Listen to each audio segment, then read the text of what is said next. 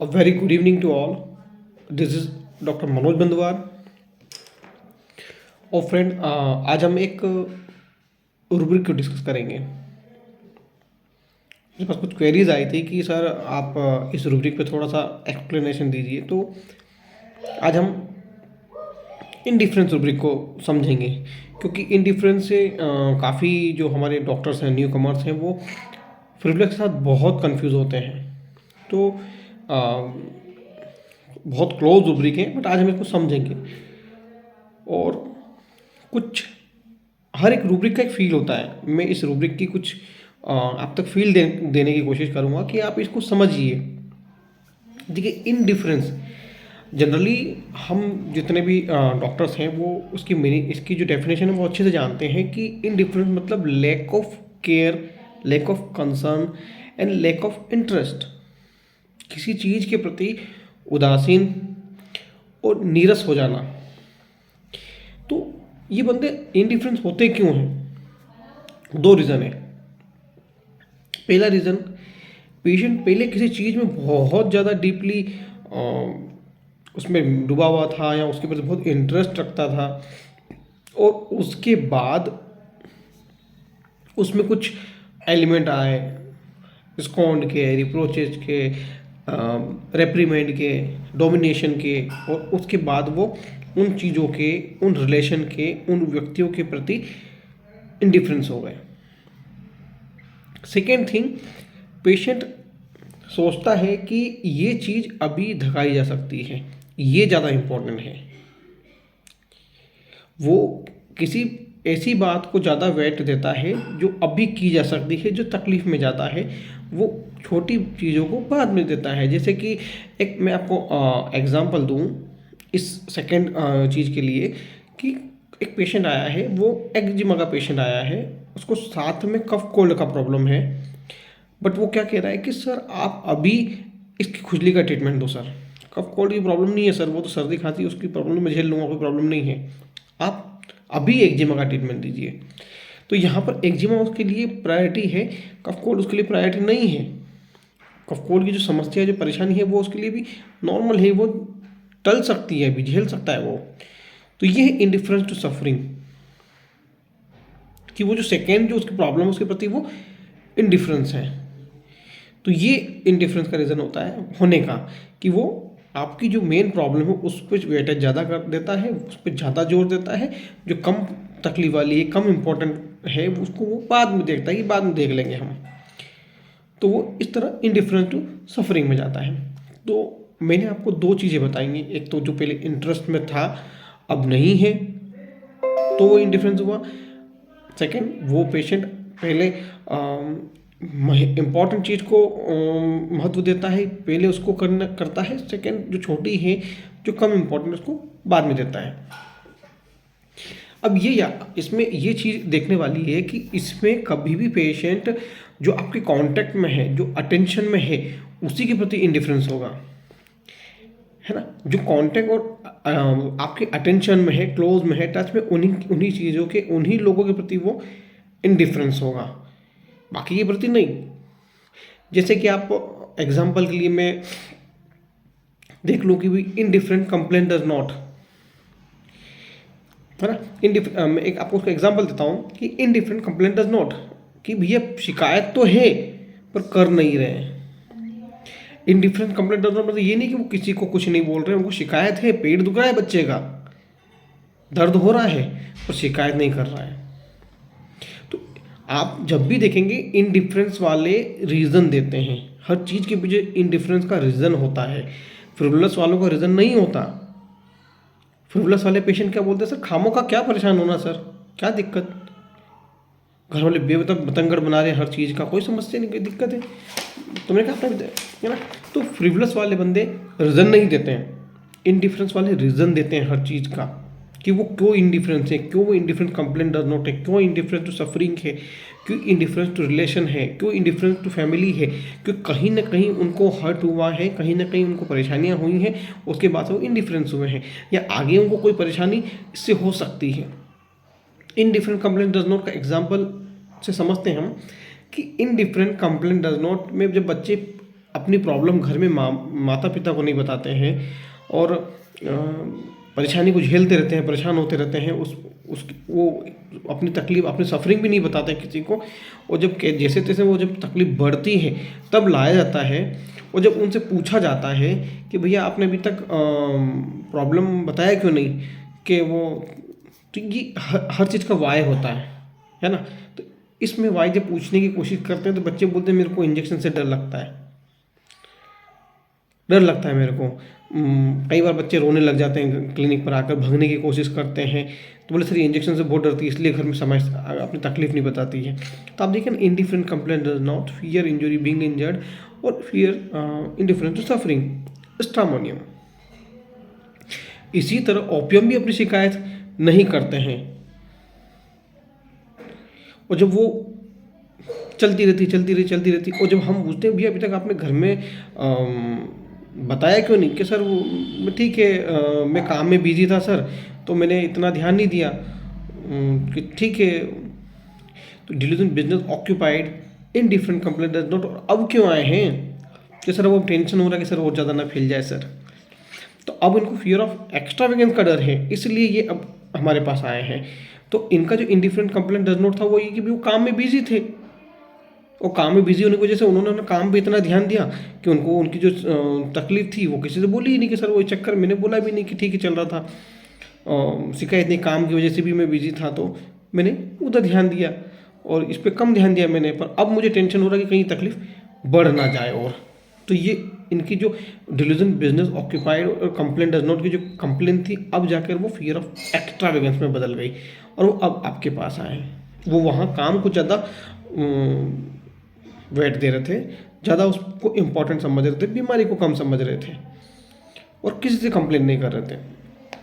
तो ये जो हमारा जो इंडिफरेंस वाला रूब्रिक है, ये हमेशा रीज़न देगा आपको, चाहे आप indifference to recovery about his. अब इंडिफरेंस रिकवरी अबाउट हिज में पेशेंट, आप जनरली यूट्यूब पर आपने काफ़ी जगह देखा होगा कि पेशेंट, काफ़ी लोगों ने इसको अच्छे से एक्सप्लेन किया है कि ये रिकवरी के प्रति इंडिफरेंस होते हैं। जैसे कि मेरे पास एक पेशेंट आए और वो बोले सर आप अभी मेरे को स्पाइन का प्रॉब्लम है, आप दर्द बहुत हो रहा है, आप इंजेक्शन लगा कर फ्री कर दीजिए मुझे, ये दर्द होगा तो बाकी का ट्रीटमेंट सर अपन बाद में कराएंगे चीज़ें का, अभी जो दर्द को सर जैसे भी फ्री कर दीजिए। तो मैंने पूछा ऐसा क्यों, तो बोले सर वो अभी शादी, बच्चे की शादी है सर, और कल से कुछ मैंने भी ट्रीटमेंट वगैरह कराया ना, कुछ ज़्यादा हो गया तो मैं बिस्तर पे आ जाऊँगा सर, और बिस्तर पे आ गया तो फिर सर मैं बच्चे की शादी नहीं कर पाऊँगा, मेरे को बच्चे की शादी की बहुत टेंशन है, तो अपन बाद में देखेंगे सर शादी ख़त्म होने के बाद में। तो उसका जो इंडिफरेंस रिकवरी अबाउट में जाने का रीज़न क्या है कि अगर अभी मैंने ट्रीटमेंट लिया और कुछ कम ज़्यादा हो गया तो मैं बिस्तर पे आ जाऊँगा, फियर ऑफ अरेस्टेड, बिस्तर पे आने का डर है, और बिस्तर पे आके तो बच्चे की शादी कैसे करूँगा मैं, एनजाइटी चिल्ड्रन अबाउट। और सर अभी क्या है कि मैंने कोई जांचें भी नहीं करवाई है, जांचें कराऊंगा ना, कल से कोई बड़ा लंबा चौड़ा खर्चा बता दिया ने तो पैसे थोड़े ज़्यादा खर्चे होंगे, तभी अपन सोच रहे हैं इंजेक्शन लगवाओ, काम कम कम खर्चे में फ्री हो जाओ, बाद में अपन जब बच्चे की शादी वगैरह हो जाएगी उसके बाद अपन इसको देखेंगे। तो देखिए आर्सेनिक बंदा जो है वो बार्गेनिंग में भी है, आप मर्फी को चेक कीजिए, वहाँ पर आर्सेनिक बार्गेनिंग में भी है। तो ये अभी 100-200 के ट्रीटमेंट में सही होना चाहता है, क्योंकि अगर जांचें करवाई कुछ बड़ी समस्या निकली तो खर्चा ज़्यादा आएगा, क्योंकि इनकी फैमिली में ऑलरेडी किसी की सर्जरी की प्रॉब्लम हुई है तो खर्चा बहुत लगा, 1-2 लाख का। तो ये बंदे बार्गेन करके इंडिफरेंस टू रिकवरी अबाउट में आ रहे हैं, अभी इंजेक्शन लगा दो बस आप, बाकी अपन बाद में चेक करेंगे। तो यहाँ हमने उसको आर्सेनिक दिया और बहुत बहुत ही प्यारा रिजल्ट। तो हर मेडिसिन के इंडिफरेंस के पीछे का रीज़न है। जैसे मैं आपको पोडोफाइलम को बताऊं कि पोडोफाइलम इंडिफरेंस टू हस्बैंड है ना, तो इंडिफरेंस टू हस्बैंड है, पर वो इतनी हार्मोनी वाली लेडीज है और वो इंडिफरेंस में चली जाती है, अपने पति के प्रति चली जाती है। और तो रीज़न क्या है कि वो जब इतनी फैमिली में हार्मोनी चाहती है, अब वो इंडिफरेंस टू हस्बैंड क्यों है, क्योंकि उसको element from scorn, element from reprimand और एलिमेंट फ्रॉम डोमिनेशन, ये सब चीज़ें मिलती हैं, तो वो फिर इंडिफरेंस में चली जाती हैं, फिर वो अपने पति के प्रति भी इंडिफरेंस हो जाती है, उसको आगे अब ये वो अब अपने पति के प्रति इसलिए बातों को आगे नहीं बढ़ाती क्योंकि उसको लगता है कि फियर ऑफ वायलेंस, चीज़ें बढ़ जाएंगी, बात बिगड़ जाएगी, इसलिए वो इनडिफरेंस होकर उन चीज़ों को मैनेज करती है कोड ऑफ आइलम। अब देखिए सीपिया इतनी परिवार को लेकर चलने वाली anxiety family about careful of domestic affairs, वो इतना तक सोच लेती है कि डिल्यूजन स्टार्व इज फैमिली, उसकी डिल्यूजन स्टार्व विल फैमिली, उसकी परिवार भूखा मर जाएगा, इस तक की सोच रखने वाली सीपिया जैसे ही उसको डिसअपॉइंटमेंट, रिप्रोचेज और डिसअपॉइंटमेंट डिसेप्शन के जो उसको एलिमेंट मिलते हैं, उसके बाद जब उसकी जो अति होती है तो फिर वो इनडिफरेंस विथ क्लोज्ड आइज में चली जाती है। इसके पीछे रीज़न क्या है कि उसको बहुत आपने गलत बोला है, रिप्रोच किया है, बहुत ज़्यादा उसको रेप्रीमेंट किया है, आपने उसको नेग्लेक्ट किया है, तो वो सोचती है कि अब बोलने से कुछ मतलब नहीं है, तो वो अपनी आंखें बंद करके चुपचाप पड़ी रहती है। तो इन डिफरेंस में आपको हमेशा कुछ न कुछ रीज़न मिलेगा। कई पेशेंट इलाज नहीं कराते हैं, सीधे आ जाते हैं कि डॉक्टर साहब नहीं कराया मैंने इलाज इतने दिन से। या आप देखिए कि इसका एक बहुत अच्छा एग्जांपल मैं देता हूँ कि इनडिफरेंस में आप को डिफरेंस होता है।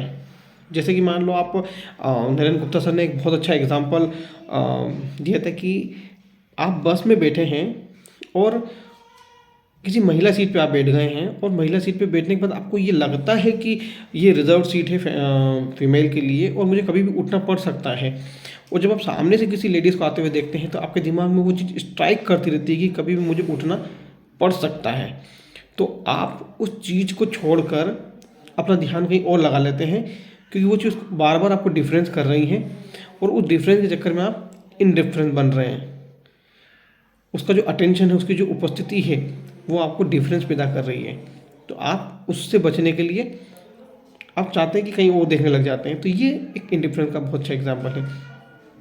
या आप कहीं सेमिनार में कोई सर ने एक और एग्जाम्पल देता है कि आप कहीं सेमिनार में एक कुछ बोल रहे हैं और किसी ने कुछ ऐसा आपको टेढ़ा सवाल पूछ लिया जिसका मतलब आपको लगता है कि अभी देना उचित नहीं है, या मैं दूंगा तो ये इसका गलत मतलब निकालेगा, तो आप उसको टाल कर बाकी के जो मेंबर हैं उसके जवाबों को देना शुरू करते हैं। बट उसका जो सवाल है वो आपको बार बार स्ट्राइक करता है, आपका अटेंशन बार बार उस पर जाता है। तो उस अटेंशन से बचने के लिए आप दूसरों के सवालों को लेते हैं, या आपको लगता है कि बात अभी कम इम्पोर्टेंट है और मुझे इन इम्पोर्टेंट जो इनके सवाल हैं इनको देना चाहिए। तो इन डिफरेंस में पेशेंट, जो मैंने 2 शुरू के कारण बताए हैं कि पहले इंटरेस्ट में था, अब लैक ऑफ इंटरेस्ट में चला गया। सेकेंड, पेशेंट अब जो इम्पोर्टेंट चीज़ है उस पर पहले ध्यान देता है, कम वाले को बाद में देखता है।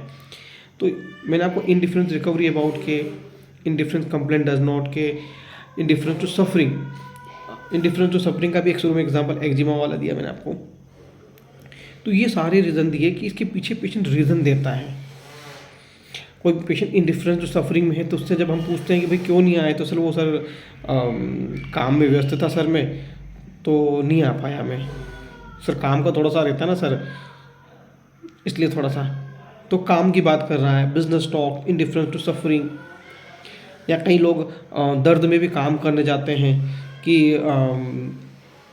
डॉक्टर साहब मैं नहीं जाऊँगा तो मेरे घर में कमाएगा कौन, पैर में तकलीफ है फिर भी कमाने जा रहे हैं, मतलब वो सफरिंग को इंडिफरेंस कर रहे हैं। क्यों? क्योंकि काम वो नहीं करेगा तो कौन करेगा। तो बिजनेस टॉक, नहीं जाऊँगा तो मेरे पैसे का नुकसान हो जाएगा, फियर इंजरी बीइंग इंजर्ड, यहाँ स्ट्रामोनियम रूब्रिक मेडिसिन निकल के आती है। तो आपको देखना पड़ेगा कि उसके इंडिफरेंस के पीछे कारण क्या है, क्यों वो इंडिफरेंस हुआ, क्यों वो अपनी प्रॉब्लम के प्रति उदासीन है, क्योंकि कहीं ना कहीं पीछे उसके कुछ कारण है। फ्रिवलस वाला बंदा सिंपली आकर कहता है कि सर क्या खामखा परेशान होना, सर दर्द है मामूली है, ठीक हो जाएगा, खाया गोली मैंने, नहीं हुआ आराम। उसकी टोन से आपको लगेगा कि इस बंदे को बिल्कुल भी चिंता नहीं है, अनवर्दी है ना, वो अपनी चीज़ को कीमत नहीं देता, हल्के में लेता है।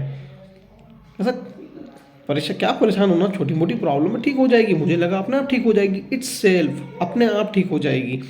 तो फ्रिवलस वाले बंदे अपनी प्रॉब्लम को हल्के में लेते हैं, उसके पीछे उनका कोई रीज़न नहीं होता। वो ऐसे ही आपको काम चलाओ वो तो सिग्निफिकेंट नहीं होते हैं, वो सिग्निफिकेंट वर्थ नहीं देते किसी को। इसमें डरने की क्या बात है सर, ऐसी कोई बहुत बड़ी मुसीबत आ गई सर, क्या छोटी मोटी प्रॉब्लम है, अब नहीं कराया, अब करा लेंगे, क्या दिक्कत है। तो ये फ्रिवलस टोन होती है बंदों की, मुझे लगा अपना आप ठीक हो जाएगी। तो फ्रिवलस वाले बंदे इस टोन में आपसे अगर बात करते हैं, और फ्रिवलस वाले पेशेंट से घर वाले परेशान होते हैं कि उसको इतनी खांसी चल रही है पर वो उसकी चिंता ही नहीं पाल रहे हैं। इनडिफरेंस वाले कंप्लेन नहीं करते हैं, ध्यान नहीं देते हैं, उसके पीछे उसका रीज़न होता है कहीं ना कहीं। ऐसा नहीं कि मैं कंप्लेन करूँ और मुझे नुकसान हो जाए। बताया ना मैंने कि इनडिफरेंट कंप्लेन डज नॉट, क्यों? क्योंकि उसको फियर इंजुरी है, तो उनको नुकसान का डर होता है आगे। तो ये एक बेसिक समझ है इनडिफरेंस रूब्रिक की और फ्रिवलस की। इनडिफरेंस को मुझे लगता है आज के बाद आप उसको देखने के बाद अच्छे से समझ जाएंगे कि इनडिफरेंस के पीछे रीज़न होता है, फ्रिवलस के पीछे कोई रीज़न नहीं होता। वो लाइट होते हैं, अनवर्दी होते हैं, वो अपनी वो कहते हैं ना कि नॉन सीरियस प्रॉब्लम रहती है, कोई सीरियस ही नहीं रहते अपनी प्रॉब्लम। सिली टाइप के लोग होते हैं फ्रिवलस वाले, उनका बोलने का तरीका भी हमको बड़ा सिली लगता है कि क्या बंदा है ये। तो ये था डिफरेंस फ्रिवलस और इनडिफरेंस के बीच में। फ्रिवलस पे कभी हम और डिटेल में चर्चा करेंगे, वीडियो ज़्यादा लंबा होता है तो कई लोग बोलते हैं काफ़ी लंबे वीडियो हैं, तो छोटे में समझिए आप। बाकी को हम अगर फ्रिवलस कुछ बचा हो, किसी को कुछ नहीं समझ में आया तो मुझे कमेंट बॉक्स में मैसेज कर सकते हैं। Okay, thank you.